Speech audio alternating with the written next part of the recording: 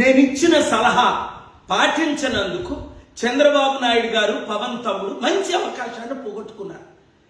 India కూటమితో కలిసి ఉంటే ప్రధానమంత్రి అయ్యేది, స్పెషల్ స్టేటస్ వచ్చేది, స్టీల్ ప్లాంట్ అమ్మకుండా ఆపేది, అన్ని విధాల ఆంధ్రప్రదేశ్ తెలుగు రాష్ట్రాలు అభివృద్ధి చెందేది.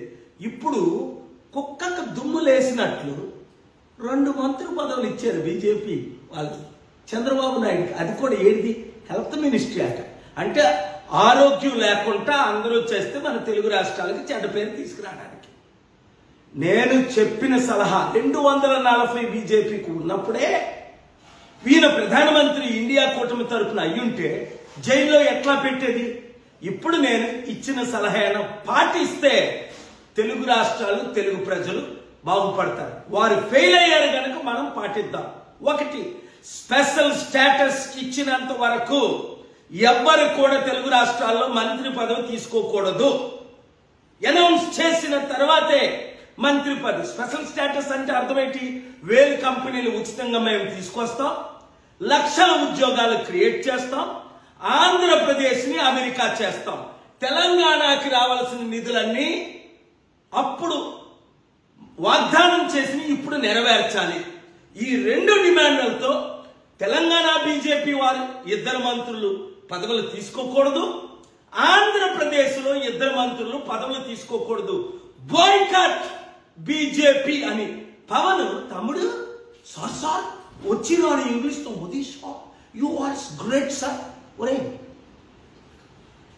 గెలిసే వాళ్ళ దయతో ఈవీఎంల దయతో. కానీ ఇప్పుడు స్పెషల్ స్టేటస్ చూపించరా బాబు.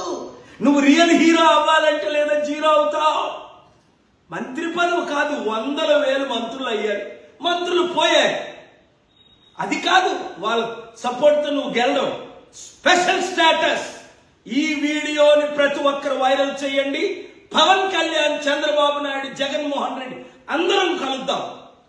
వీలైతే ధర్నా చేద్దాం, స్పెషల్ స్టేటస్ తెచ్చుకుందాం. నేను తీసుకొస్తా, నాతో కలండి. మోదీకి పాఠం నేర్పుదాం.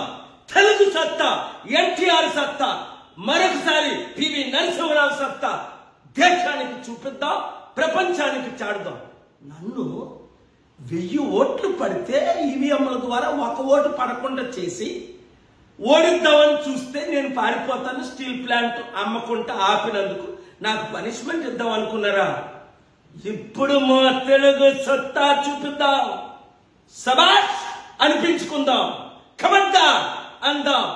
ఏ మంత్రి పదవి తీసుకుంటే ఆ మంత్రిని మీరు బాయ్కట్ చేయండి. వీళ్ళు పదవుల కొరకు దేనికైనా బానిసలే. జైలుకి వెళ్లకుండా ఉండడం కొరకు. మనకు జైలు కొత్త. నీతితో సత్యం పోరాడి జైలుకి వెళ్ళా.